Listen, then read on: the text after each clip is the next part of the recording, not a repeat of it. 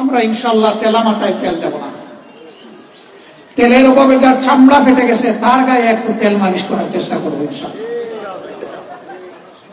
আমাদের prime subject those who are deprived people, বঞ্চিত মানুষগুলো হবে আমাদের অগ্রাধিকার ইনশাআল্লাহ।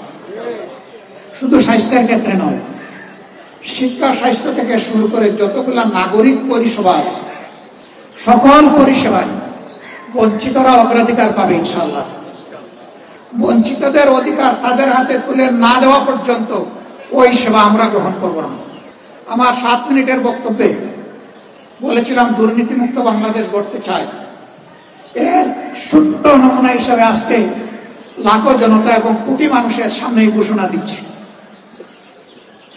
আগামীতে বাংলাদেশ জামাত ইসলামী থেকে যারা নির্বাচিত হবেন তারা সরকারের কোন প্লট অল্প মূল্যে গ্রহণ করবেন না ইনশাআল্লাহ। বিনা ট্যাক্সের গাড়ি চড়বেন না ইনশাআল্লাহ। এও বলেছি সরকারের দেওয়া